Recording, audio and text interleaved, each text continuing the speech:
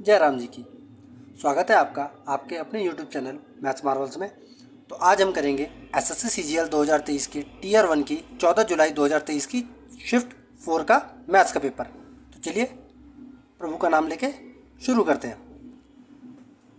Question number 1 क्या बोल रहा है?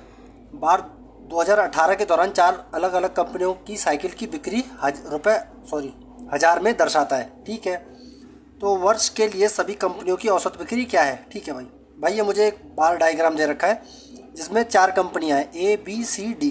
इनकी बिक्री दर्शा रखी है हज़ार में। ए की बिक्री 25,000, बी की बिक्री है 30,000, सी की बिक्री है 55,000 और डी की बिक्री है 70,000।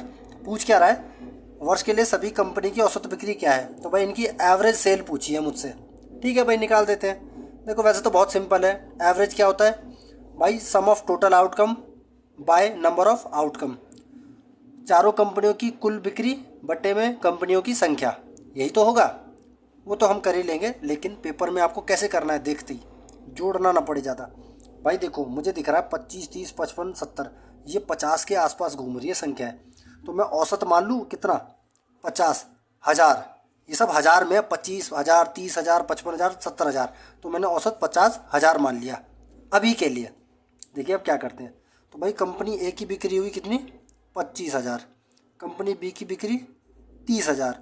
कंपनी सी की बिक्री 55,000 और कंपनी डी की बिक्री हुई 70,000। ठीक है भाई।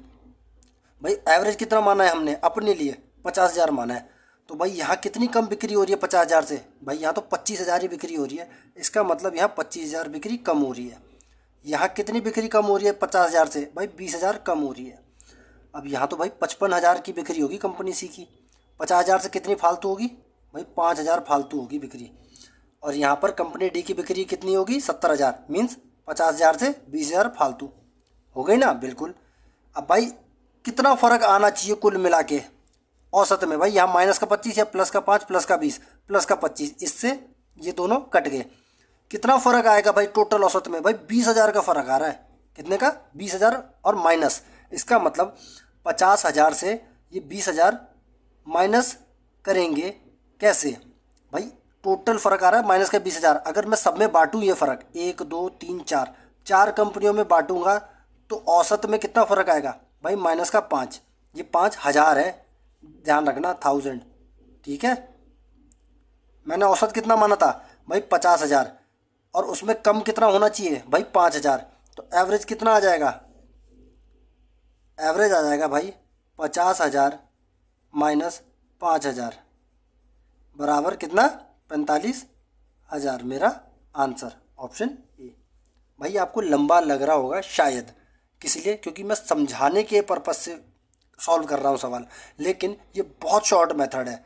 नहीं तो सदाबहार मेथड क्या भाई? बेसिक। भाई टोटल कितना हुआ? 30, 40, 50, इसका सम कर दो कितना हो गया? 25, 30, 55, 55, 55, 110 और 70, 180। टोटल सेल हो गई भाई 180,000। 1, 2, 3 जीरो और बट्टे में कंपनियों की संख्या कितनी? 1, 2, 3, 4 बट्टे में 4 बराबर कितना हो गया? 4 चौक 16, 4 पंजे 20, 0, 0, 0। मेरा आंसर ऑप्शन ए। आपको जो मेथड अच्छा लगे आप उससे कर सकते हैं, लेकिन अगर थोड़ा इनोवेटिव सोचकर अगर आपको सॉल्व करना है तो आप ऐसे कर सकते हैं, क्योंकि यहाँ तो वैल्यू इजी थी इसीलिए आपको ऐसे शायद छोटा लग रहा होगा। लेकिन अगर इसमें वैल्यू थोड़ी कैलकुलेटिव आ जाएंगी तो भाई ये तरीका बहुत कारगर सिद्ध होगा। चलिए अगला क्वेश्चन सॉल्व करते हैं।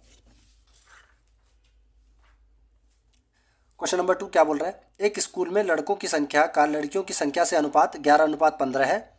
यदि स्कूल में लड़कों की तुलना में 200 अधिक लड़कियां हैं तो उस स्कूल में लड़कों की संख्या क्या है? भाई बहुत सिंपल। क्या पूछ रहा है? लड़कों की संख्या का लड़कियों से अनुपात क्या है? भाई बॉयज़ का गर्ल से क्या रेशियो है? भाई 11:15, यही रेशियो है ना भाई? ठीक है। यदि स्कूल में लड़कों की तुलना में 200 अधिक लड़कियां तो उस स्कूल में लड़कों की संख्या क्या है? भाई देखो रेशियो में लड़कों और लड़कियों की संख्या में कितना अंतर है? भाई 4 यूनिट का, है ना? लेकिन क्वेश्चन क्या बोल रहा है? लड़कियां कितनी अधिक हैं? भाई 200 अधिक हैं। हमारे हिसाब से 4 यूनिट अधिक है। तो 4 यूनिट बराबर किसके? भाई 200 के। कितना गुना? भाई 50 गुना।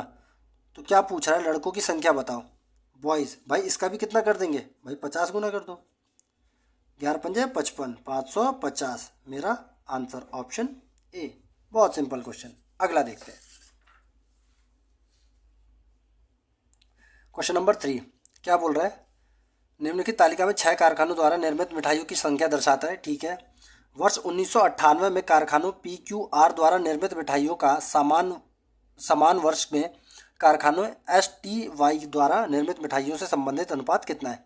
देखो भाई, 1998 में PQ और R, 1998 में PQ और R इनकी जो मिठाइयाँ हैं इनका टोटल और समान वर्ष मीन्स 1998 में ही ST और STU या U होगा,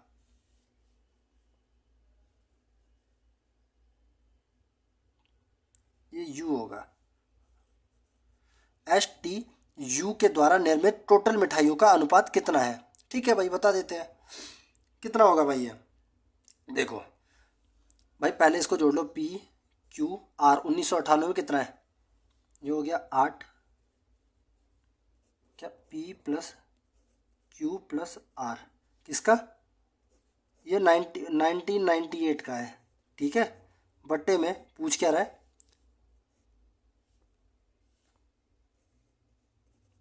STU, यही तो पूछ रहा है भाई। PQR कितना हो जाएगा भाई, ये आ गया आपका 8, 7 4 11, 11 5 16, 6 1 2 3 4 5 भाई 568।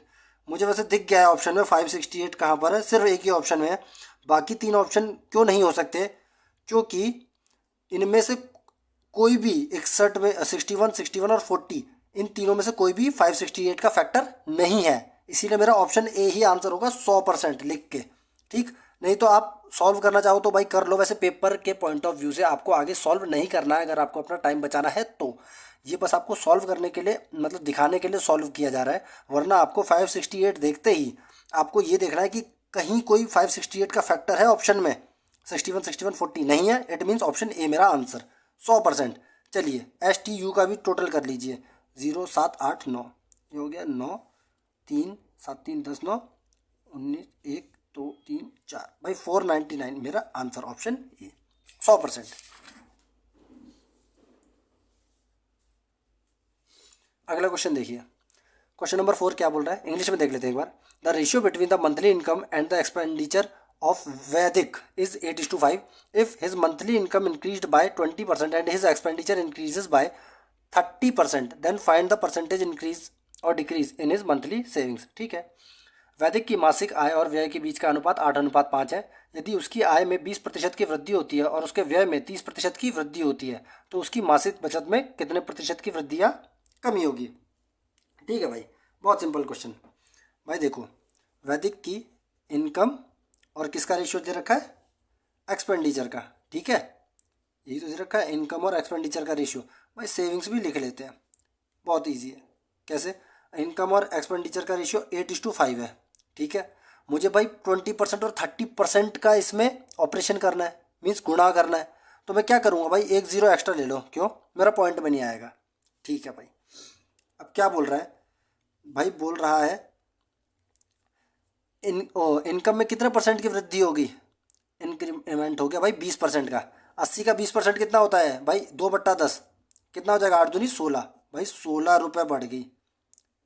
भाई 80 का 20% 16 ही तो होगा, होगा ना भाई, या ये भी निकाल के दिखाना पड़ेगा, समझदार हो खुद देख लो। और उसके एक्सपेंडिचर में कितनी वृद्धि होगी भाई, 30%। भाई 50 का 30% कितना होगा भाई, 15 होगा ना भाई, होगा कि नहीं, बिल्कुल होगा। ठीक है भाई, बोल क्या रहा है, उसकी मासिक बचत में कितने परसेंट की वृद्धि होगी, यही तो पूछ रहा है।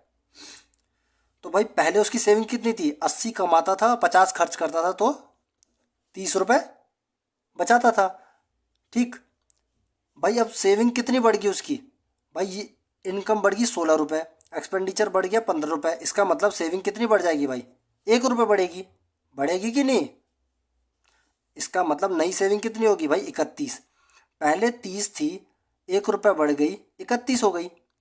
1 रुपये बढ़ी कितने पर भाई, 30 पर, कितना परसेंट होगा भाई, 3 सहित 1/3%। मेरा आंसर कहीं है, इंक्रीज प्लस लगा दो, ऑप्शन सी। क्लियर हुआ ये आपको? भाई 80 थी इनकम, 16 बढ़ गई, कितनी हो जाएगी? 96। एक्सपेंडिचर 50 था, 15 बढ़ गया, कितना हो जाएगा भाई? 65। तो पहले 80 कमाता था, 50 खर्च करता था, 30 बचाता था। अब 96 कमा रहा है, 65 खर्च कर रहा है, तो कितना बचाएगा? 31 बचाएगा। भाई कितना फालतू बचाने लग गया? 1 रुपये फालतू बचाने लग गया पहले से। तो 1 रुपये फालतू बचा रहा है 30 पर, बराबर 3 सहित 1/3% मेरा आंसर, ऑप्शन सी। चलिए अगला देखते हैं क्या बोल रहा है अगला question. Simplify the following expression, निम्नलिखित समीकरण को हल कीजिए। बहुत सिंपल है। 2 multiply by 7 minus 5 plus 9 divided by 3 bracket close, divided by 4 plus 2 का होल स्क्वायर मल्टीप्लाई बाय 2। ठीक है भाई।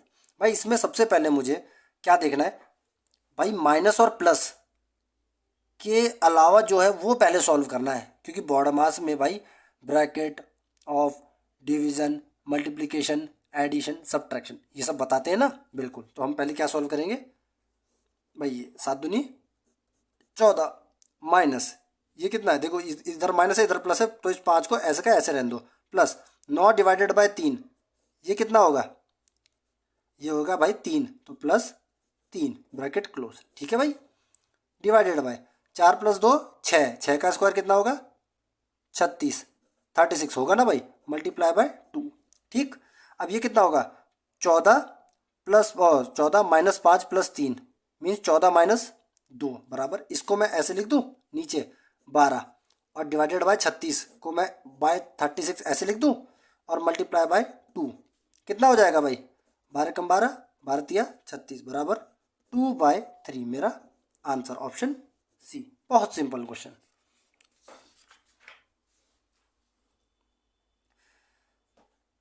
अगला क्वेश्चन क्या बोल रहा है? Question number 6, if ₹72 amounts to ₹104.4 in 3 years, what will ₹120 amounts to in 5 years at the same rate % per annum? ठीक है भाई, बहुत सिंपल क्वेश्चन है। क्या बोल रहा है भाई? यदि 3 वर्षों में 72 रुपये की धनराशि 104.4 रुपये हो जाती है, तो 5 वर्षों में 120 रुपये की राशि समान प्रतिशत वार्षिक दर से कितनी होगी? ठीक है भाई।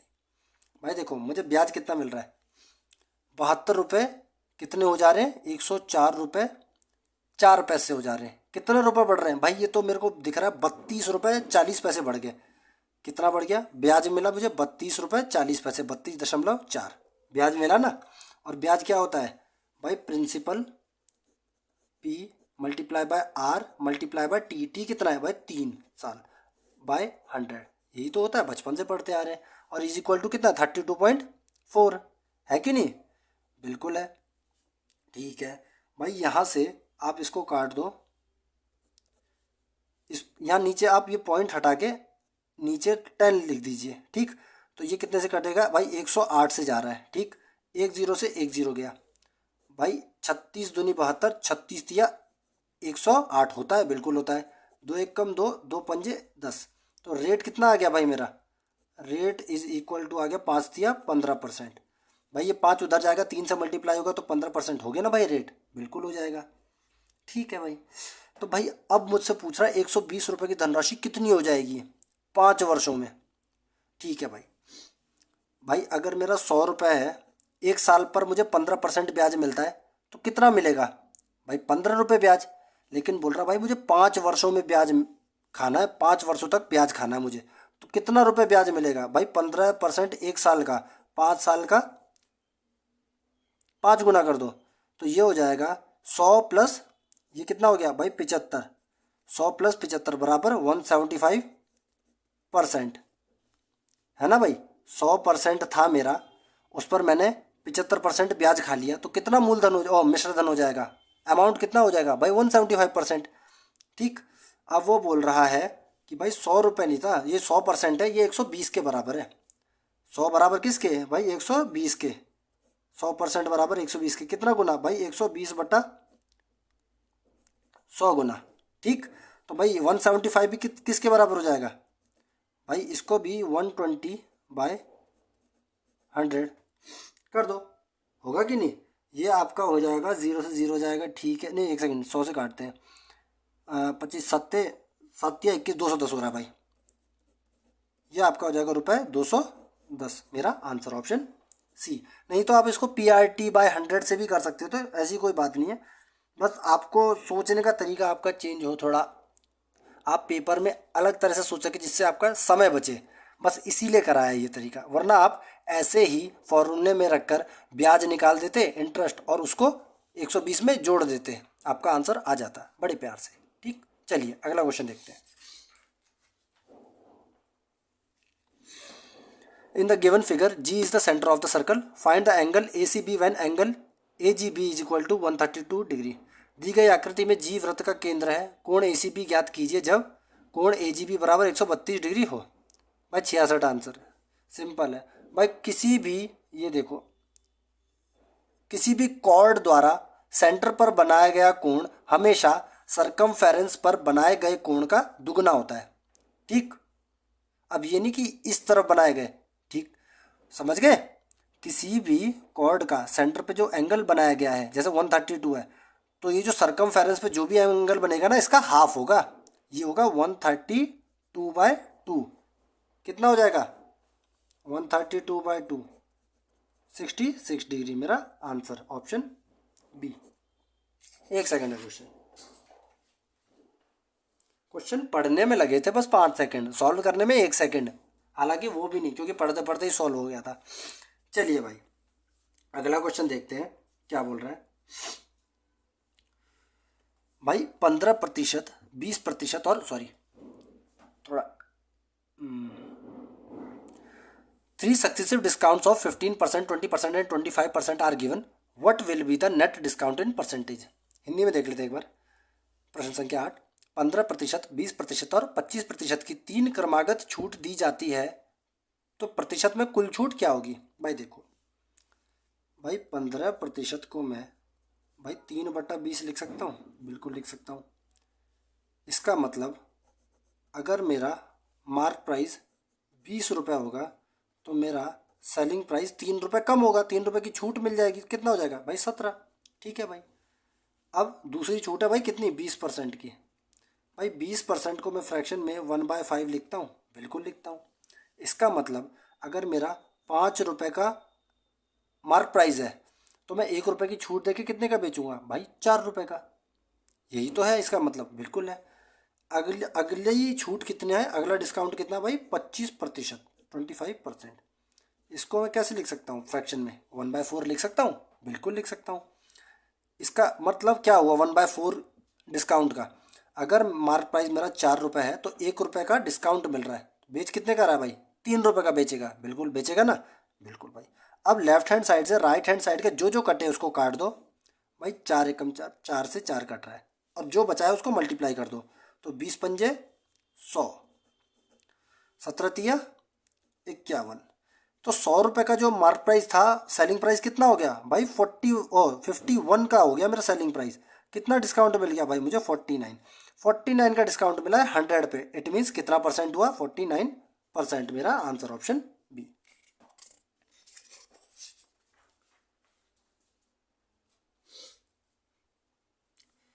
क्या बोल रहा है भाई अगला question. Pipe A can fill an empty tank in 18 hours and pipe B can fill the same empty tank in 24 hours. If both the pipes are opened simultaneously, how much time will they take to fill the empty tank? Hindi में देख लेते हैं एक बार। Pipe A एक खाली tank को 18 घंटे में भर सकता है और पाइप B उसी खाली टैंक को 24 घंटे में भर सकता है। यदि दोनों पाइप एक साथ खोले जाते हैं तो खाली टैंक को भरने में उन्हें कितना समय लगेगा। बच्चों का क्वेश्चन देखो भाई, पाइप A कितना समय ले रहा है भाई, 18 घंटे ले रहा है, बिल्कुल। पाइप B कितना समय ले रहा है भाई, 24 घंटे। अब आपको ये तो पता है ना, वर्क इज इक्वल टू भाई टाइम इनटू एफिशिएंसी। कार्य बराबर समय गुणा कार्यक्षमता, कार्य बराबर समय गुणा क्षमता। ठीक भाई, ठीक है। तो ए भर रहा है 18 घंटे में, बी भर रहा है 24 घंटे में। भाई आपको एक ही चीज़ बताइए, एलसीएम लो और काम खत्म। 18 और 24 का एलसीएम कितना आएगा भाई, 72, 72 आएगा ना। जो भी एलसीएम आया है ये है मेरा वर्क, ठीक भाई। और ये 18 और 24 घंटे क्या है मेरा भाई, ये है मेरा टाइम। अब 72 यूनिट वर्क 18 घंटे में कर रहा है तो 1 घंटे में कितना यूनिट वर्क करेगा भाई? 18 चौके 72। ये क्या आ गई मेरी भाई? एफिशिएंसी। 72 यूनिट काम, 72 लीटर की अगर टंकी है और 18 घंटे में भर रहा है तो 1 घंटे में कितना लीटर भरेगा भाई? 4 लीटर। और 24 घंटे में 72 लीटर भर रहा है बी, तो 1 घंटे में कितना भरेगा भाई? 3 लीटर भरेगा ना, बिल्कुल। भाई पूछा मुझसे क्या? टाइम। ये दोनों साथ मिलकर कितने समय में भरेंगे? भाई टाइम बराबर क्या हो जाएगा? वर्क अपॉन में एफिशिएंसी। वर्क कितना हो गया भाई मेरा? 72। एफिशिएंसी कितनी है दोनों की टोटल? दोनों का टोटल टाइम पूछा है ना, दोनों साथ मिलकर कितने समय में भरेंगे टंकी को, तो दोनों की टोटल एफिशिएंसी लगेगी नीचे। ए की एफिशिएंसी 4 लीटर पर घंटा, बी की एफिशिएंसी 3 लीटर पर घंटा। टोटल एफिशिएंसी कितनी होगी? 4 3 7 लीटर पर घंटा। तो टाइम होगा 72/7 बराबर 10 सहित 2/7 आवर। मेरा आंसर ऑप्शन सी।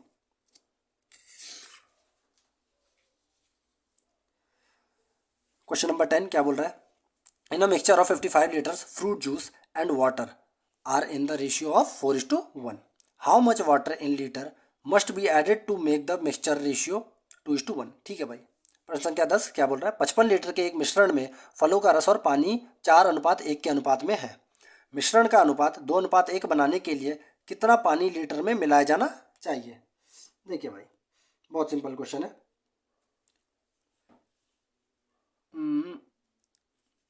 कितना है? 55 लीटर टोटल मेरा रस है ना भाई?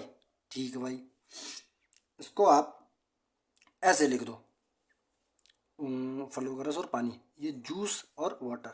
ठीक भाई, किस रेशियो में? 4:1 के रेशियो में। अब मुझे रेशियो बनाना क्या है भाई? 2:1 बनाना है, ठीक है। और मैं मिला क्या रहा हूँ भाई? पानी मिला रहा हूँ। रेशियो कितना बनाना है मुझे? 2:1 बनाना है ना, यही रेशियो बनाना है मुझे जूस और वाटर का। शुरू में मुझे 4:1 दे रखा है और बनाना है मुझे 2:1, और मिला रहा हूँ मैं भाई पानी। भाई तो जूस तो मेरा जितना पहले था मिश्रण में अभी भी उतना ही रहेगा ना, है ना भाई?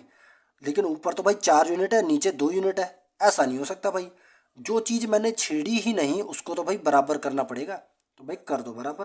भाई 4 और 2 को बराबर करने के लिए मैं 2 में किसका गुणा करूँगा? भाई 2 का ही तो करूँगा।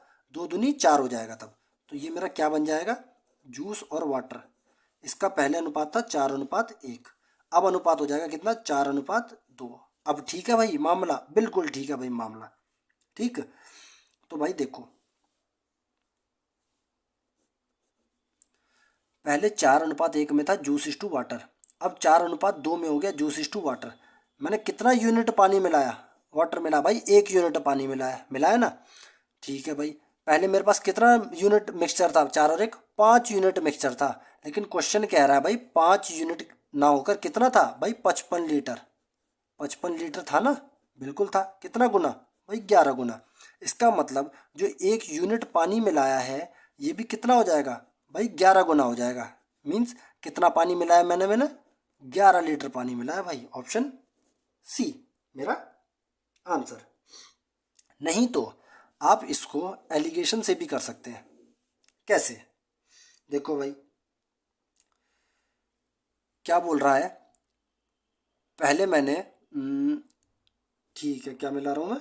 पानी मिला रहा हूँ भाई। क्वेश्चन कह रहा है पहले जूस और पानी का अनुपात क्या था? 4:1। इसका मतलब पहले मिश्रण में पानी की मात्रा क्या थी भाई? 1 यूनिट पानी था और टोटल मिश्रण था 4 और 1 5 यूनिट। मीन्स 1/5 भाग मिश्रण का पानी था। ठीक है, ठीक है भाई। और मैंने उसमें मिलाया क्या भाई? पानी मिलाया। जो दूसरा मिश्रण मैंने लिया जिसको मैंने मिलाया है, क्या मिलाया मैंने? पानी। पानी तो मिलाया है, जूस तो उसमें है ही नहीं जो भी मैंने मिक्स किया है। तो भाई उसमें कितना पानी है भाई? 100%। मीन्स 1 भाग पूरा का पूरा पानी है। ठीक, और बना रेशियो कितना भाई? जूस और पानी का अनुपात 2:1 हो गया। मीन्स रिजल्टेंट जो मेरा मिक्सचर है उसमें पानी कितना भाग है भाई? 1 यूनिट पानी है और टोटल कितना है? 2 और 1 3। ठीक है, समझ में आ गई भाई बात? बिल्कुल भाई, बात समझ में आ गई। तो भाई मैं इसको एलिगेशन लगाना आता है भाई? बिल्कुल आता है। लेकिन रुको भाई, मैं कैलकुलेशन क्यों टफ करूं? 5 और 3 का एलसीएम क्या होगा? 15। भाई तीनों को 15 से गुणा कर दो भाई। 15 से गुणा, 15 से गुणा और 15 से गुणा। ठीक है भाई, अब इसको यहाँ लिख लो साइड में। भाई ये कितना हो जाएगा, 5 से कटेगा, 5 एकम 5, 5 तिया 15, 3 एकम 3, 3 पंजे 15, ये हो जाएगा भाई 3, 15 और बीच में कितना भाई 5। ठीक है भाई, बिल्कुल ठीक है भाई। एलिगेशन लगा दो, 3 और 5 में कितने का डिफरेंस, 2 का। 5 और 15 में कितने का डिफरेंस, 10 का। इसका मतलब इसको काट लो, 5:1 के रेशियो में कट रहा है। इसका मतलब अगर पहले मेरे पास 5 यूनिट जूस था, मिश्रण था, सॉरी 5 यूनिट मिश्रण था, तो मैंने उसमें 1 यूनिट पानी मिलाया है। ठीक भाई, लेकिन पहले मेरे पास 5 यूनिट नहीं, 55 लीटर मिक्सचर था। ठीक, 5 की जगह कितना था भाई 55, कितना गुना भाई 11 गुना। इसका मतलब जो पानी मिलाया है वो भी 1 यूनिट की जगह कितना हो जाएगा भाई 11 गुना, 11 लीटर। मेरा आंसर ऑप्शन सी। ठीक है भाई, चलो आगे देखते हैं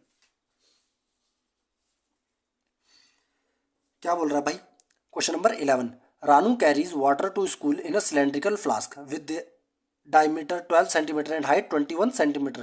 What is the amount of water that she can carry in the flask? प्रश्न नंबर 11 क्या बोल रहा है, रानू एक बेलनाकार फ्लास्क में पानी ले जाती है जिसका व्यास 12 सेंटीमीटर और ऊंचाई 21 सेंटीमीटर है। वह फ्लास्क में कितना पानी ले जा सकती है।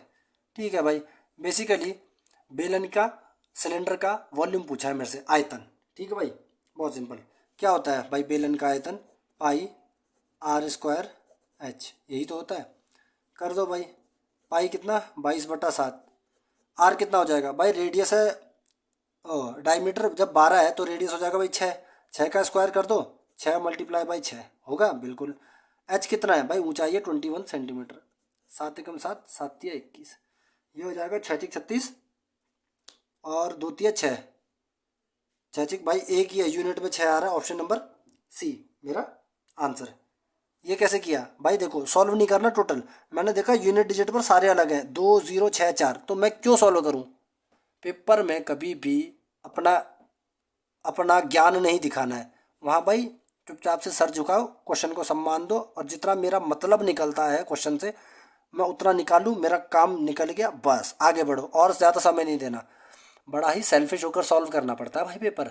जैसे ही अपना मतलब निकले, टाटा राम राम बाय बाय, जय राम जी की कर दिया करो भाई क्वेश्चन को। ठीक, देखो दोबारा क्या किया भाई, 6 × 36 यूनिट डिजिट पर क्या है 6, है ना, 6 तिया 18 यूनिट डिजिट पर क्या है 8, और 8 दूनी 16 यूनिट डिजिट पर क्या आया 6, और मेरे को यूनिट डिजिट पर एक ही ऑप्शन में 6 दिखा, तो मेरा आंसर क्या होगा सी। आप मल्टीप्लाई करके भी देख लोगे तो 2 3 7 6 सेंटीमीटर क्यूब ही आएगा यहाँ पर 100%, अगर मेरी कैलकुलेशन सही है तो यही आंसर निकलेगा, ऑप्शन सी मेरा आंसर।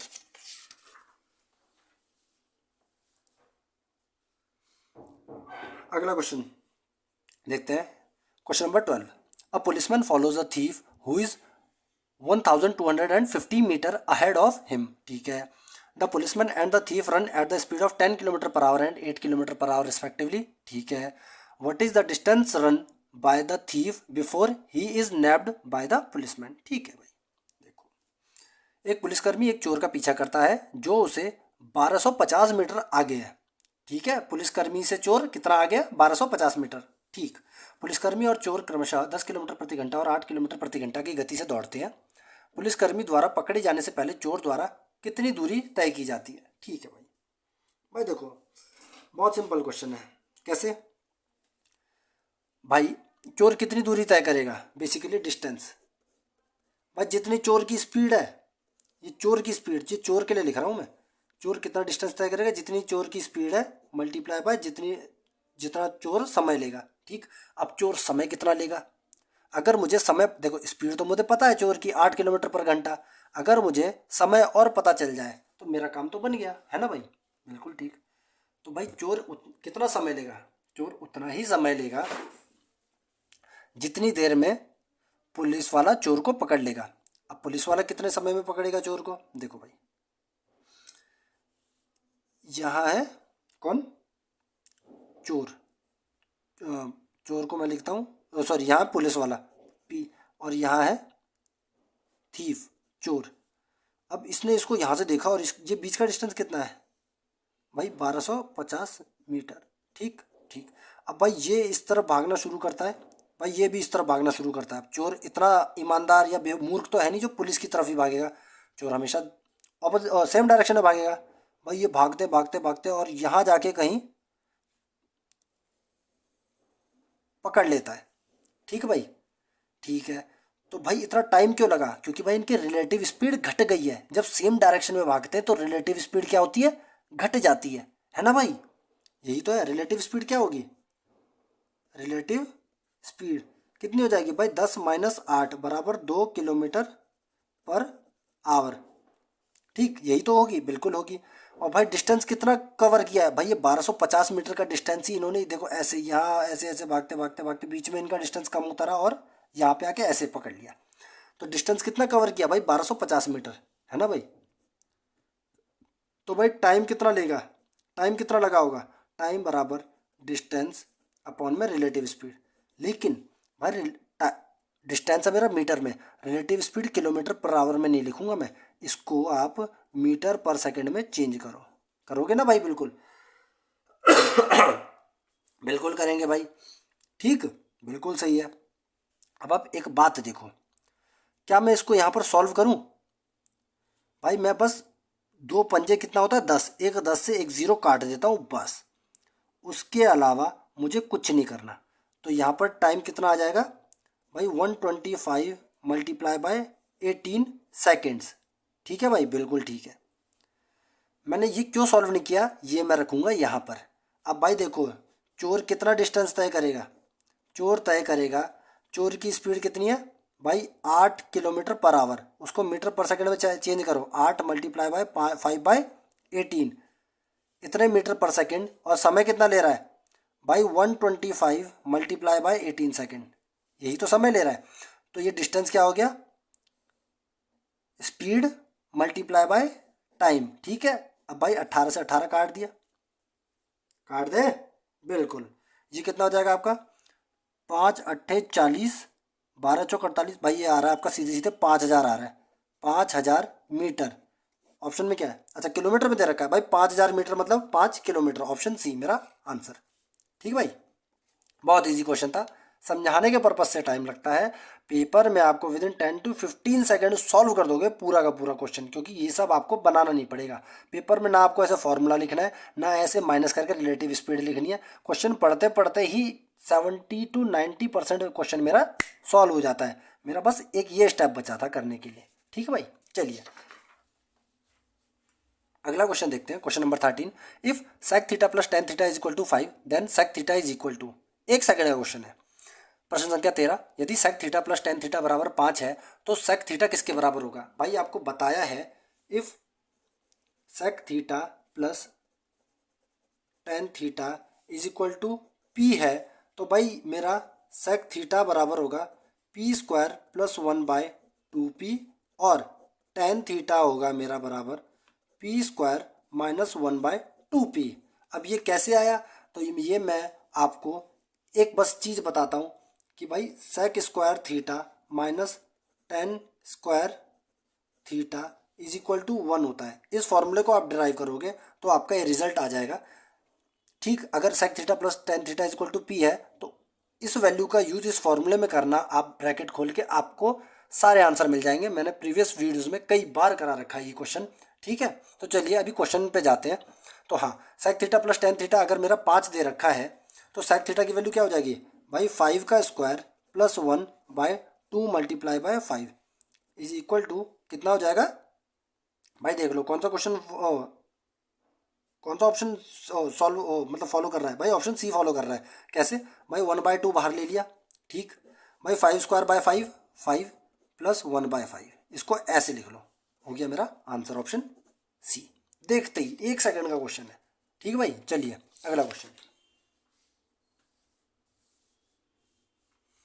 क्वेश्चन नंबर 14 क्या बोल रहा है? In a circle, a 14 centimeter long cord is at 24 centimeter from the center of the circle. Find the length of the radius of the circle. ठीक है भाई। प्रश्न संख्या 14, एक वृत्त में 14 सेंटीमीटर लंबी जीवा वृत्त के केंद्र से 24 सेंटीमीटर की दूरी पर है। वृत्त की त्रिज्या की लंबाई ज्ञात कीजिए। भाई बहुत सिंपल क्वेश्चन। भाई देखो, पहले तो वृत्त बना लो, सर्कल,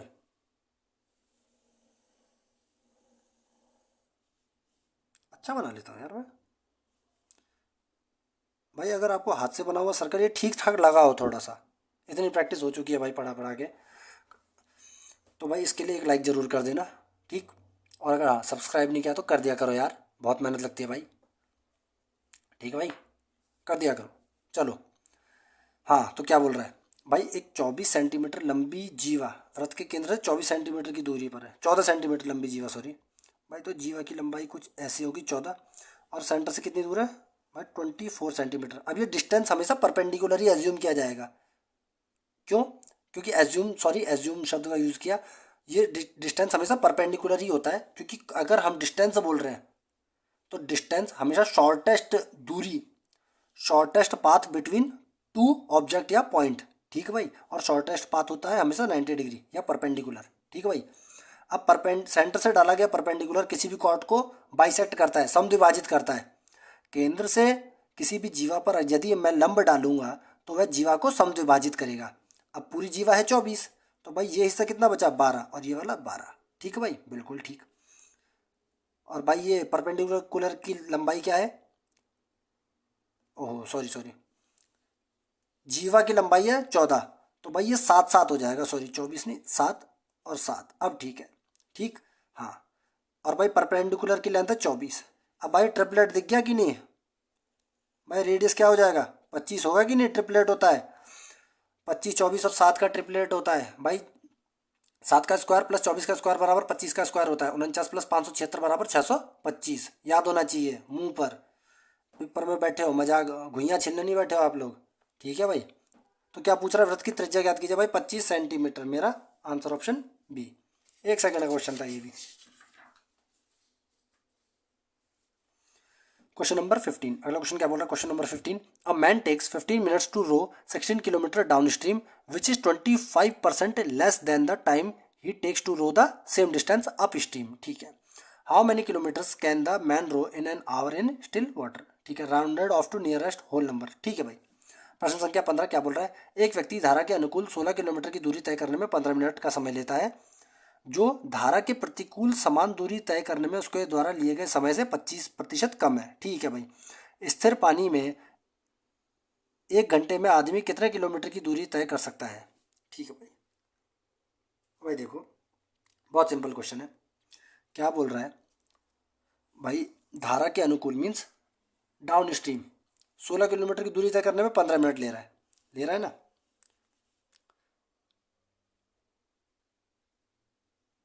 ठीक है भाई। 15 मिनट, अभी ऐसे लिख देते हैं, टाइम 15 मिनट, जो धारा के प्रतिकूल समान दूरी तय करने में उसके द्वारा लिए गए समय से 25% कम है। भाई मैं 25% को मैं 1/4 लिख दूं, बिल्कुल लिख देता हूँ, है ना भाई। इसका मतलब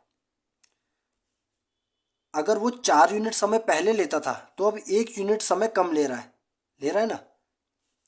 अगर वो पहले 4 यूनिट समय लेता था तो अब 1 यूनिट समय कम ले रहा है, यही तो मतलब हुआ। लेकिन अब समय कितना ले रहा है भाई, 15 मिनट, कितना गुना, 3 गुना ले रहा है ना, 3 गुना। तो भाई इसका भी आप 3 गुना कर दो, इसका मतलब पहले कितना समय लेता था भाई, 20 मिनट लेता था पहले, समझ में आ रही है बात। ये 16 किलोमीटर तय करने में जो वो धारा के साथ 16 किलोमीटर तय करने में 15 मिनट ले रहा है, इसका मतलब धारा के विपरीत यही 16 किलोमीटर तय करने में 20 मिनट लेगा, यही तो कह रहा है क्वेश्चन, ठीक है भाई। भाई 15 मिनट में 16 किलोमीटर तय कर रहा है भाई, 60 मिनट, 1 घंटे में कितना, कितनी दूरी तय करेगा भाई, 15 मिनट से टाइम कितना हो गया भाई, 4 गुना। इसका मतलब 16 किलोमीटर की जगह यहाँ डिस्टेंस लिख लो, डिस्टेंस 16 किलोमीटर, डिस्टेंस को भी आप क्या कर दो 4 गुना। 60 मिनट में कितनी दूरी तय करेगा, ये डाउन स्ट्रीम है, 16 चौके 64 भाई, 64 किलोमीटर, ठीक है। डाउन स्ट्रीम 1 घंटे में 64 किलोमीटर दूरी तय करेगा। वहीं पर अब अप स्ट्रीम में 20 मिनट में, ये डी मत लिखो, अप स्ट्रीम में 20 मिनट लेता है 16 किलोमीटर तय करने में। भाई 1 घंटे में मीन्स 60 मिनट में कितना डिस्टेंस तय करेगा, कितना गुना है भाई, 3 गुना है। इसका मतलब 16 किलोमीटर की जगह 3 गुना कर दो भाई, 48 किलोमीटर डिस्टेंस तय करेगा 1 घंटे में। इससे मुझे क्या पता चला भाई, मेरी स्पीड आ गई। भाई मेरी डाउन स्ट्रीम स्पीड क्या है भाई, 64 किलोमीटर पर आवर। मेरी अप स्ट्रीम स्पीड क्या है, 48 किलोमीटर पर आवर। क्या रहा है भाई, स्थिर जल में चाल बताओ भाई, कितनी चाल है, किसकी, आदमी की। ठीक है भाई, स्थिर जल में चाल क्या होगी भाई, 64 + 48/2 बराबर कितना हो जाएगा भाई, 32 और 24। हाँ, मेरा आंसर 56 किलोमीटर पर आवर, मेरा आंसर ऑप्शन ए। समझ में आया ना भाई, समझाने के लिए किया है भाई ऐसे, वरना तो सीधे ही दिख गया था। 15 मिनट 1/4 कम करके आ रहा है, मीन्स 15 मिनट और 20 मिनट। और 15 × 4 = 60, 16 × 4 = 64, 20 × 3 = 60, 16 × 3 = 48, 64 + 48/2 बराबर 32 + 24 बराबर 56, मेरा आंसर। ऐसे होता है क्वेश्चन सॉल्व। अगला क्वेश्चन देखते हैं, क्वेश्चन नंबर 16 क्या बोल रहा है। To do a certain work, Ajay and Bharat work on alternate days with Bharat starting the work on the first day. ठीक है, Ajay can finish the work alone in 32 days if work gets completed in exactly 8 days, then Bharat alone can finish 7 times of the same work in dash days। तो बताओ, भारत अकेला वो कुल कार्य का 7 गुना कितने दिन में पूरा करेगा, यही पूछ रहा है बेसिकली। प्रश्न नंबर 16 देख लेते हैं, हिंदी में देख लेते हैं एक बार। एक निश्चित कार्य को करने के लिए अजय और भरत, सॉरी भारत नहीं, भरत वैकल्पिक दिनों में काम करते हैं, जिसमें भरत पहले दिन काम शुरू करता है। अजय अकेले काम को 32 दिनों में पूरा कर सकता है। यदि कार्य ठीक 8 दिनों में पूरा हो जाता है तो भरत अकेले उसी कार्य के 7 गुना को कितने दिनों में पूरा कर सकता है। ठीक है भाई, मैं देखो आजकल बहुत पूछा जा रहा है भाई ये क्वेश्चन पेपर में, और क्वेश्चन में कुछ नहीं, कॉमन सेंस है एक छोटा सा बस, और कुछ है ही नहीं इस क्वेश्चन में। ठीक है, चलो देखते हैं भाई। ऑल्टरनेट डेज पर काम कर रहे हैं, मीन्स एक दिन भारत करेगा, फिर अगले दिन अजय करेगा, फिर अगले दिन भारत, ऐसे कर रहे हैं, एक साथ काम नहीं करेंगे किसी भी दिन। ठीक है भाई, ठीक है। तो कह रहा है भारत पहले दिन काम करता है, ठीक है, और काम कुल मिला के 8 दिनों में पूरा हो जाता है। भाई 8 दिन का मतलब है 1 2 3 4 5 6 7 8। इसका मतलब पहले दिन कौन लगा होगा, भारत, है ना। इसका मतलब एक, फिर अगले दिन कौन, अजय, फिर भारत, फिर अजय, फिर भारत, फिर अजय, फिर भारत, फिर अजय। भाई मेरा ये लिखने का ये मतलब था कि अगर 8 दिनों में काम पूरा हो रहा है और पहले दिन भरत लग रहा है, तो मीन्स भरत कितने दिन लगेगा टोटल, भाई 4 दिन लग रहा है। लग रहा है ना, लग रहा है कि नहीं, बिल्कुल लग रहा है भाई।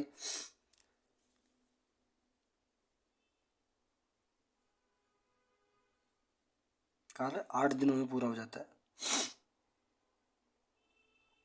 ठीक है भाई, अजय अकेले काम को कितने दिनों में पूरा कर सकता है, भाई अजय अकेले काम को कर सकता है 32 दिनों में पूरा। ठीक है भाई, तो अजय ने इन 4 दिनों में कितना काम किया होगा, 1 2 3 और 4। भाई अजय 32 दिनों में काम कर सकता है, एक दिन में कितना काम करेगा भाई, 1/32 भाग, यही तो बेसिक कहता है, बिल्कुल कहता है। भाई 4 दिनों में कितना काम किया होगा भाई, इसका 4 गुना बराबर 1/4 × 32 पार्ट। भाई ये किसने किया होगा भाई, अजय ने। अजय ने इन 4 दिनों में 1/8 पार्ट पूरा किया है ना भाई। ठीक है, तो भाई पूछ रहा है कि भरत कितने दिनों में 7 गुना पूरा करेगा। लेकिन भाई पहले ये देखो कि इसका मतलब भरत ने इन 4 दिनों में कितना पार्ट पूरा किया है भाई। भाई बचा कितना, रिमेनिंग वर्क कितना बचा भाई, रिमेनिंग वर्क बचेगा भाई, एक में से 1/8 घटा दोगे, मीन्स 7/8 पार्ट बचेगा। तो ये जो 7/8 पार्ट है, ये भाई भरत ने इन 4 दिनों में ही तो पूरा किया होगा, है ना भाई। सही कह रहा हूँ कि नहीं, बिल्कुल सही कह रहे हो। ठीक है भाई, तो भरत कितने दिनों में पूरा करेगा काम, भाई भरत काम पूरा करेगा टोटल, एक सेकेंड, 7/8 पार्ट कितने दिनों में पूरा कर रहा है,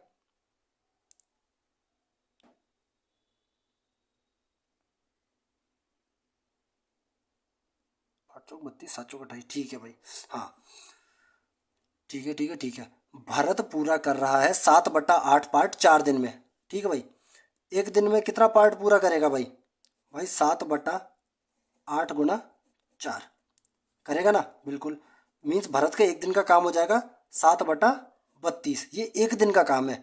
इसका मतलब भरत कुल मिला के कितने दिन लेगा भाई, इसका उल्टा कर दो, भरत का टोटल टाइम हो जाएगा भाई, वो एक काम करने में भाई 32/7 दिन, ये इतना टाइम लेगा भरत। लेकिन पूछ क्या रहा है भाई, काम का 7 गुना कितने दिन में करेगा। भाई एक काम को 32/7 दिन में कर रहा है भाई, इसका 7 गुना मीन्स कितना समय लेगा भाई 7 गुना काम करने में, भाई 7 गुना समय लेगा। 7 से 7 कैंसिल, बराबर भाई 32 दिन। मेरा आंसर ऑप्शन डी। बेसिक का क्वेश्चन था और कुछ नहीं, बहुत सिंपल क्वेश्चन। अगला क्वेश्चन, क्वेश्चन नंबर 17 क्या बोल रहा है, if sec theta plus cos theta equal to 32 then sec square theta plus cos square theta equal to what. यदि sec theta plus cos theta बराबर 32 है तो sec square theta plus cos square theta क्या होगा भाई, B answer. कैसे, देखो भाई, sec थीटा को मैं ऐसे मतलब इसको ऐसे लिख दूं भाई, sec theta plus cos theta को मैं 1/sec थीटा लिख सकता हूँ, बिल्कुल लिख सकता हूँ, इज इक्वल टू 32 कह दूँ। अब अगर मैं sec थीटा को x बोल दूँ तो ये हो जाएगा x plus 1/x is equal to 32, होगा ना। किसकी वैल्यू पूछ रहा है भाई, x square plus 1/x square, इसी वैल्यू इसी की तो पूछ रहा है भाई। sec थीटा को x लिख दिया तो sec स्क्वायर थीटा को मैं x स्क्वायर लिख दूँ बिल्कुल भाई। cos थीटा को 1/sec थीटा लिखा है तो cos स्क्वायर थीटा को 1/sec स्क्वायर थीटा हो गया, और 1/sec square theta is equal to 1/x square हो गया, 1/x स्क्वायर, इसी की तो वैल्यू पूछ रहा है। और मुझे पता है if x plus 1/x is equal to k then x square plus 1/x square is equal to k square minus 2, तो 32 का स्क्वायर माइनस 2 कर देंगे। और मैंने पहले आंसर कैसे बोल दिया, क्योंकि 2 दूनी 4, 4 में से 2 गया, यूनिट डिजिट घटा रहा हूँ मैं, यूनिट डिजिट, तो 2 दूनी 4, 4 में से 2 गया, कितना आएगा 2। यूनिट डिजिट पर 2 कहाँ आ रहा है भाई, सिर्फ एक ऑप्शन में आ रहा है, ऑप्शन बी में। ऐसे करते हैं भाई पेपर में solve, x square plus 1/x square बराबर 1024 होता है, 32 का स्क्वायर 2 की पावर 10, याद होना चाहिए। 1024 में से 2 गया, ये भी करके दिखाना डंडे खींच के, 1022, मेरा आंसर ऑप्शन बी। नालायक ना बनने की कोशिश करो भाई, मेहनत लगती है हर चीज़ में। और आदमी कितना भी तेज दिमाग का हो, अगर प्रैक्टिस ना करेगा तो बर्बाद हो जाएगा। और आदमी कितना भी गधा हो, आपके बारे में ही बात कर रहा हूँ, आप आदमी नहीं हो वैसे, भी बच्चे ही हो, आदमी कितना भी गधा क्यों ना हो, प्रैक्टिस करेगा तो जो भी लक्ष्य उसका होगा वो पालेगा, सीधी सी बात है। Practice makes a man perfect, सीधी सीधी बात है, practice makes a man perfect, छोटी सी लाइन है, याद कर लो, बहुत काम आएगी। अगला क्वेश्चन देखते हैं, question number 18, A B and C can separately complete a work in 12, 15 and 20 days respectively, they work together for 4 days, what will be the remaining work. ठीक है भाई, बहुत सिंपल क्वेश्चन। प्रश्न संख्या 18, ए बी और सी अलग अलग क्रमशः 12, 15 और 20 दिनों में काम पूरा कर सकते हैं। उन्होंने 4 दिनों तक एक साथ काम किया, शेष कार्य क्या होगा। भाई बहुत सिंपल क्वेश्चन, एलसीएम लो, काम खत्म। ए बी और सी कितने कितने दिन ले रहे हैं भाई, 12, 15 और 20 दिन लेते हैं ना भाई। एलसीएम लो, क्या आएगा, 12, 15 और 20 का 60, 100 200 बार कर चुका हूँ भाई ये सवाल। चलो भाई, जो भी एलसीएम आता है वो होता है मेरा वर्क, और 12, 15 और 20 दिन है, ये क्या है मेरा टाइम। तो भाई देखो, 60 यूनिट काम 12 दिन में कर रहा है ए अकेला, एक दिन में कितना करेगा भाई, 5 यूनिट काम, तो ये 5 क्या आया, एफिशिएंसी आई है भाई मेरी। बी 60 यूनिट काम 15 दिन में करता है, एक दिन में कितना करेगा भाई, 4 यूनिट काम। सी 60 यूनिट काम 20 दिन में करता है, एक दिन में कितना यूनिट काम करेगा भाई, 3 यूनिट काम। ठीक, बिल्कुल ठीक भाई। ये तीनों एक दिन में कितना काम करते हैं, 5, 4, 9 और 3, 12, 12 यूनिट काम कौन, ए प्लस बी प्लस सी करते हैं ना एक दिन में। भाई 4 दिनों तक साथ काम किया इन्होंने, 4 दिनों में कितना काम करेंगे भाई, इसका 4 गुना, भाई 48 यूनिट काम कर दिया इन्होंने। 60 यूनिट में से 48 यूनिट काम कर दिया भाई, काम बचा कितना भाई, रिमेनिंग वर्क बचा, रिमेनिंग वर्क 60 माइनस 48 बराबर 12 यूनिट बचा ना। पूछ रहा है शेष कार्य क्या होगा, अच्छा फ्रैक्शन में पूछ रहा है भाई, फ्रैक्शन में बता दो भाई। 12 यूनिट काम बचा है कितने में से भाई, 60 में से, 1/5, 1/5, मेरा आंसर ऑप्शन बी, बहुत सिंपल। अगला क्वेश्चन देखिए, question number 19, if x is greater than 0 and x to the power 4 plus 1/x to the power 4 is equal to 254, what is the value of x to the power 5 plus 1/x to the power 5। भाई बहुत simple question है, बस 2-4 step करने पड़ेंगे और कुछ नहीं है। प्रश्न संख्या 19, यदि x शून्य से बड़ा है और एक्स की पावर 4 प्लस 1/x की पावर 4 बराबर 254 है, तो x की पावर 5 प्लस 1/x की पावर 5 का मान क्या होगा? भाई देखो बहुत सिंपल है, लेकिन मैं आपको पहले बता देता हूँ कि इसको मैं और कैसे लिख सकता हूँ। भाई देखो, कोई भी पावर लो एक्स की जिसका योग जोड़ करने पे 5 आए, तो मुझे पता है 3 और 2 का जोड़ करने पे 5 आता है, बिल्कुल आता है। तो मैं क्या लूँगा भाई, एक्स का क्यूब प्लस 1/x का क्यूब किससे गुणा करूँगा भाई? 3 में किसको जोड़ूँ कि 5 आ जाए? 2 को। तो मैं इसका किससे गुणा करूँगा भाई? एक्स का स्क्वायर प्लस 1/x का स्क्वायर। ठीक, अब देखो भाई 3 और 2 का जोड़ 5 हो रहा है, हो रहा है। अब इसमें से मैं घटाऊंगा क्या भाई? मुझे x की पावर क्या लेनी पड़ेगी? 3 और 2 का डिफरेंस कितना है? 1 का। तो भाई x की पावर 1 प्लस 1/x की पावर 1, इसको लिखो मतलब से मुझे इसमें से घटाना पड़ेगा। ठीक है भाई, ठीक है। ये क्या हुआ मेरा? ये हुआ मेरा भाई x की पावर 5 प्लस 1/x की पावर 5। एक्स की पावर 5 को मैं ऐसे लिखूंगा भाई, ठीक है। तो भाई ठीक है, मुझे किसकी वैल्यू पता है इनमें से? भाई इसकी भी नहीं पता, इसकी भी नहीं पता, इसकी भी नहीं पता, मुझे इन तीनों की वैल्यू नहीं पता। तो ये तीनों की वैल्यू निकलेगी तब मेरा ये निकलेगा भाई। एक एक स्टेप में निकल जाएगी तीनों की वैल्यू। कैसे? देखो भाई, x⁴ plus 1/x⁴ is equal to 254 है ना भाई? बिल्कुल है। अगर मैं दोनों तरफ प्लस टू कर दूं, ये हो जाएगा x² प्लस 1/x² का होल स्क्वायर हो जाएगा, बिल्कुल हो जाएगा। यहाँ कितना हो जाएगा? 256। दोनों तरफ स्क्वायर रूट कर दूंगा तो क्या हो जाएगा? x² plus 1/x² is equal to 16 होगा, बिल्कुल होगा। इसकी वैल्यू निकल गई कितनी? 16। ठीक है भाई, चलो भाई आगे देखते हैं। आगे देख रहे हैं भाई, मुझे किसकी वैल्यू और x³ प्लस 1/x³ और x प्लस 1/x की और वैल्यू पता चल जाए। ठीक है भाई, इसमें भी क्या करूँ मैं भाई? +2 कर दो दोनों तरफ। अगर मैं यहाँ +2 और +2 करा मैंने भाई, x² प्लस 1/x² 16 आ गया भाई। +2 और +2 कर दो दोनों तरफ, ये हो जाएगा x प्लस 1/x का होल स्क्वायर।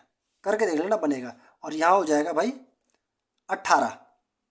अब भाई 18 को मैं अगर स्क्वायर रूट करूँगा तो 3√2 होता है कि नहीं? बिल्कुल होता है। तो फिर यहाँ मैं कर दूंगा, ये हो जाएगा मेरा 18। ठीक है, अगर मैं दोनों तरफ स्क्वायर रूट करूँ, स्क्वायर रूट जैसे मैंने यहाँ पर किया था, तो स्क्वायर से स्क्वायर रूट कटेगा, ये हो गया x plus 1/x is equal to, ये हो जाएगा भाई 3√2, 3√2 होगा भाई, बिल्कुल होगा। देखो भाई मेरी इसकी वैल्यू भी आ गई, कितना आ गया? 3√2। ठीक, बिल्कुल ठीक। अब भाई मेरे पास x प्लस 1/x है, मुझे x³ प्लस 1/x³ की वैल्यू चाहिए। तो मुझे पता है ना, if x plus 1/x is equal to k, तो x³ plus 1/x³ is equal to k³ minus 3k होता है, बिल्कुल होता है भाई। कितना आ जाएगा? x³ प्लस 1/x³, 3 × 9 = 27 दूनी 54, 54 स्क्वायर और 54 ऐसे लिखो यार।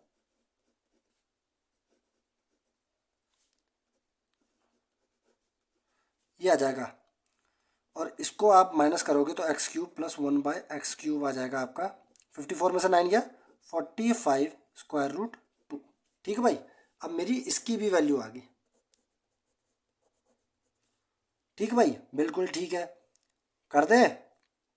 16 चौके 64, 640, 16 पंजे 80, 720, 720 में से कितना गया? 717 भाई। ये आंसर आ रहा है मेरा सीधे सीधे, बहुत प्यार से निकला भाई मेरा आंसर ये।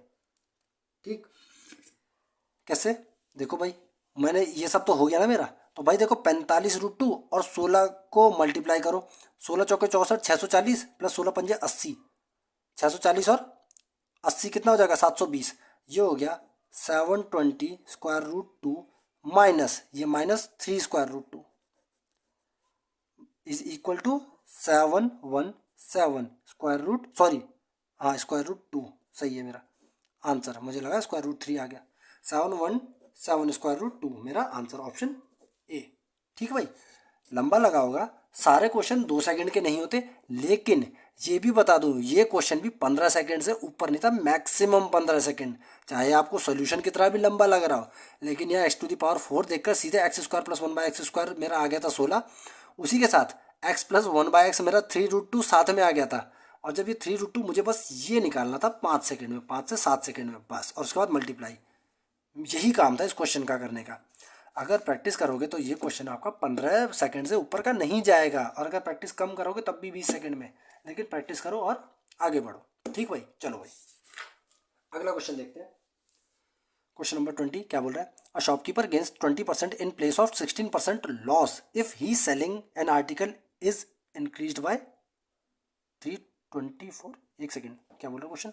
A shopkeeper gains 20% in place of 16% loss if the selling price of an article is increase by ₹324। ठीक है। What is the cost price of the article? ठीक है भाई, क्या बोल रहा है प्रश्न? यदि एक वस्तु के विक्रय मूल्य में 324 रुपये की वृद्धि होती है तो एक दुकानदार को 16% हानि के स्थान पर 20% का लाभ होता है। वस्तु का क्रय मूल्य क्या होगा? देखो भाई, क्वेश्चन तो आपको बड़े प्यार से करा दिया जाएगा, बहुत सिंपल सा है। चलो, कोई भी वस्तु अपने आप में क्या होती है भाई? कॉस्ट प्राइस क्या होगा वस्तु का? भाई 100, कॉस्ट प्राइस 100% होता है ना। परसेंटेज नहीं लिख रहा हूँ क्योंकि फिर बाद में थोड़ा सा अनकंफर्टेबल सा, इनकन्वीनियंट सा लगता है। तो कॉस्ट प्राइस किसी भी चीज़ का है 100। ठीक है भाई। भाई 100 रुपये की चीज़ 16% की हानि पे बिक रही थी, SP1 कह देता हूँ, सेलिंग प्राइस 1। तो कितने की बिक्री होगी भाई? 84 रुपये की बिक्री होगी ना, बिल्कुल। लेकिन भाई उसने 324 रुपये की वृद्धि कर दी किसमें? सेलिंग प्राइस में। अब क्या हो गया भाई? उसका प्रॉफिट हो गया 20%। मीन्स सेलिंग प्राइस 2 क्या होगा उसका? और 100 रुपये की चीज़ पर 20 रुपये का प्रॉफिट हो गया, तो सेलिंग प्राइस हो गया भाई 120। हो गया ना, बिल्कुल हो गया। 84 की चीज़ 120 में बिकने लग गई।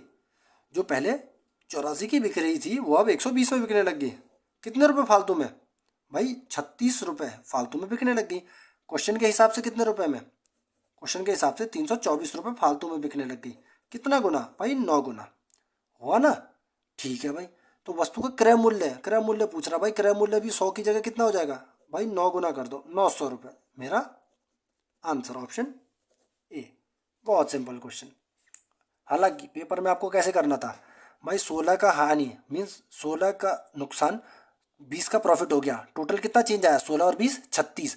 36 का चेंज बराबर किसके? 324 के। कितना गुना? 9 गुना। 36 निम्न में होता है 324। कैसे? 9 दूनी 18, 18 का स्क्वायर 324, ऐसे याद करना है।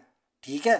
तो 36 निम्न में 324, तो 100 निम्न में 900। आंसर 2 सेकंड का क्वेश्चन है, पेपर में ऐसे करना होता है। आपको क्वेश्चन समझाने के साथ साथ मैं ये भी बताता हूँ कि पेपर में एक एस्पिरेंट की अप्रोच कैसे होनी चाहिए। ठीक है भाई। भाई ऐसे ही मैंने भी पेपर सॉल्व किया है, और मुझे विश्वास है कि ज़्यादातर लोग ऐसे ही पेपर सॉल्व करते होंगे, क्योंकि वो कहीं टाइम वेस्ट नहीं करना कर चाहते होंगे। कोई भी सरकारी नौकरी का एग्ज़ाम आपकी बौद्धिक दक्षता को नहीं दर्शाता है, वो आपके ज्ञान के भंडार को चेक नहीं कर रहा है, वो आपका डिसीजन मेकिंग एबिलिटी चेक कर रहा है। कैसे? आप कितना क्विक रिस्पॉन्स, कितना क्विक डिसीजन ले सकते हो, आपका माइंड कितना क्विकली प्रतिक्रिया देता है किसी भी समस्या को लेकर। ठीक, ये चेक करता है भाई वो पेपर वाला। ठीक है भाई। चलो अगला क्वेश्चन देखते हैं क्या है। इसका भी आंसर देखते ही पता चल गया कैसे। क्वेश्चन क्या बोल रहा है? Question number 21, simplify the following. प्रश्न संख्या 21, निम्नलिखित को सरल बनाए। ठीक है भाई। Sine cube a plus cos cube a by sine a plus cos a. Sine cube a plus cos cube a बट्टे में sine a plus cos a क्या होगा भाई? A cube plus b cube का फॉर्मूला क्या होता है? अगर मैं साइन ए को ए और कॉस ए को बी मान लूँ तो ये क्या है? यही तो है, ए क्यूब प्लस बी क्यूब बट्टे में ए प्लस बी। यही तो है कि क्या हो गए भाई? ए प्लस बी ब्रैकेट में a square plus b square plus A b बट्टे में ए प्लस बी। यही है ना भाई? ए प्लस बी से ए प्लस बी कैंसिल। भाई ए और बी की जगह साइन ए और कॉस बी रख, कॉस ए रख दो। ए स्क्वायर की जगह साइन स्क्वायर ए लिख दो। भाई sine square A plus B की जगह cos square A plus A B sine A B का मतलब sine A cos multiply A. होगा? बिल्कुल होगा भाई। Sine square A plus cos square A क्या हो जाएगा? 1, और प्लस में साइन ए कॉस ए। भाई बहुत सिंपल, मेरा ऑप्शन ए। ठीक। एक सेकेंड, प्लस नहीं आता यार इसमें, इसमें माइनस आता है क्यूब वाले में। ये क्या, ये तो इसमें माइनस आता है भाई क्यूब वाले में, सॉरी। हाँ, ऑप्शन सी होगा। सिली मिस्टेक हो जाती है, एग्जाम में नहीं करना, वरना 2.5 नंबर सीधा गायब है। चलो अगला क्वेश्चन देखते हैं, question number 22। If triangle X Y Z is congruent to triangle L M R, then M plus X plus P is equal to what. और इसका डायग्राम था यार,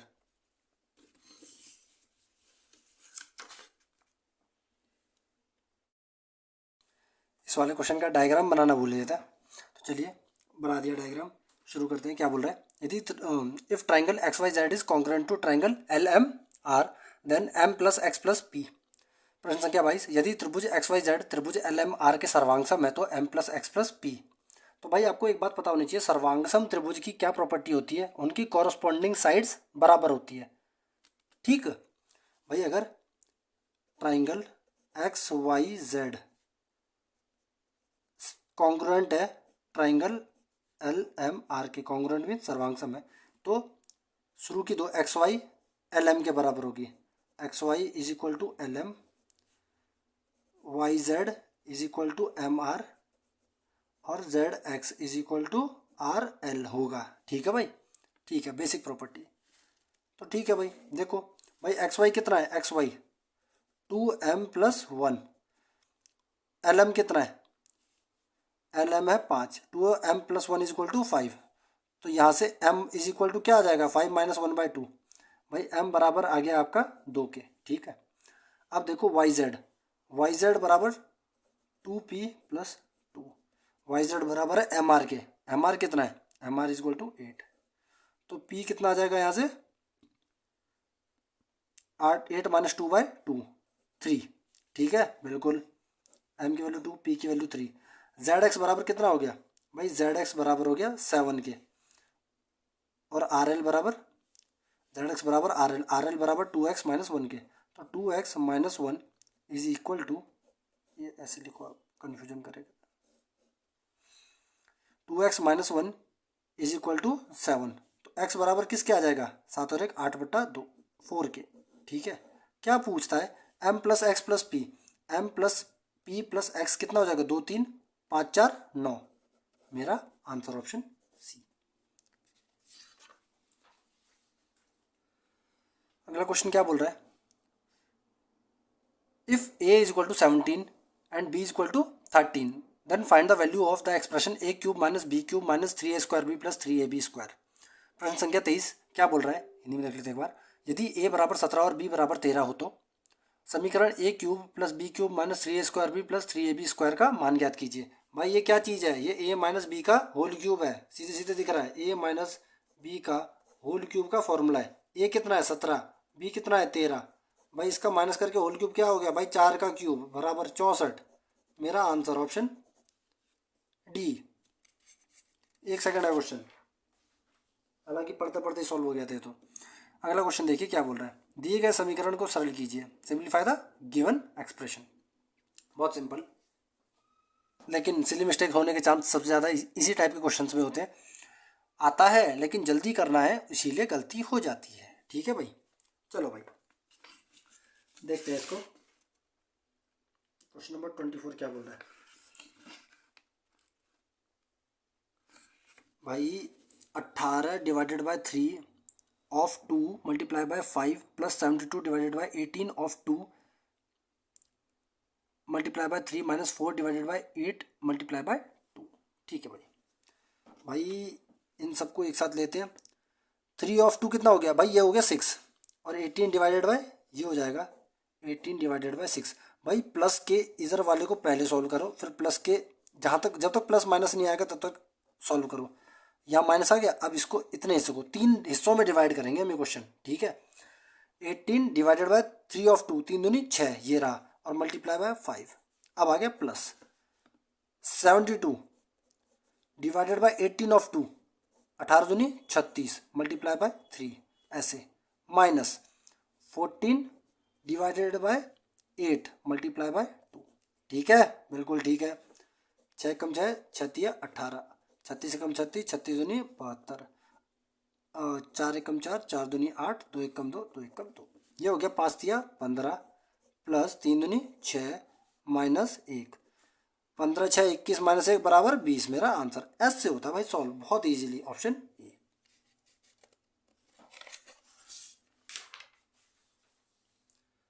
अगला question, question number 25। The ages of Gyanendra and Arvind are in the ratio 6:5। If the sum of their ages is 55 years then what will be the ratio of their ages after 7 years from now. ठीक है भाई, ज्ञानेंद्र और अरविंद की आयु का अनुपात 6:5 है। यदि उनकी आयु का योग 55 वर्ष है तो अब से 7 वर्ष बाद उनकी आयु का अनुपात क्या होगा। ठीक है भाई, प्रश्न संख्या 25। देखो भाई क्या बोल रहे हैं, ज्ञानेंद्र और अरविंद यानी कि आयु का अनुपात है 6:5। ठीक है, मीन्स टोटल आयु कितनी होनी चाहिए भाई, अगर 6 यूनिट और 5 यूनिट इनकी एज है तो टोटल होनी चाहिए भाई 6 5 11 यूनिट। लेकिन क्वेश्चन के हिसाब से भाई 55 यूनिट, कितनी 55 यूनिट, कितने गुना भाई 5 गुना। इसका मतलब ज्ञानेंद्र की एज भी कितनी हो जाएगी भाई 5 गुना, और अरविंद की एज भी हो जाएगी 5 गुना। ठीक है, तो इसकी वर्तमान आयु क्या होगी भाई, ज्ञानेंद्र की 6 पंजे 30 और अरविंद की वर्तमान आयु 5 पंजे 25। ठीक है, ये है वर्तमान आयु। 7 वर्ष बाद उसकी आयु का अनुपात पूछ रहा है भाई, इसमें +7 कर दो दोनों की आयु में, दोनों की आयु 7 वर्ष बढ़ गई। 30 और 7 37 हो गई ज्ञानेंद्र की आयु, और 25 7 32 किसकी, अरविंद की। तो क्या अनुपात बना मेरा, ऑप्शन बी बनेगा ना, बिल्कुल ठीक है। तो इसी के साथ आज की वीडियो की ही समाप्ति हुई। वीडियो आपको कैसा लगा कमेंट बॉक्स में ज़रूर बताएं। मेहनत लगती है भाई वीडियो बनाने में, इसीलिए इसको लाइक किया करें अगर आपको पसंद आया तो, या कोई भी एक क्वेश्चन आपको अगर थोड़ा सा भी फ़ायदेमंद लगा हो आपके लिए, कोई भी एक मेथड, कोई भी तरीका, या कोई भी कॉन्सेप्ट आपका क्लियर हुआ हो, तो प्लीज़ इसको लाइक करें। चैनल पे नए हैं तो प्लीज़ सब्सक्राइब करें और अपने दोस्तों के साथ ज़रूर शेयर करें। और हाँ, जय राम जी की। धन्यवाद।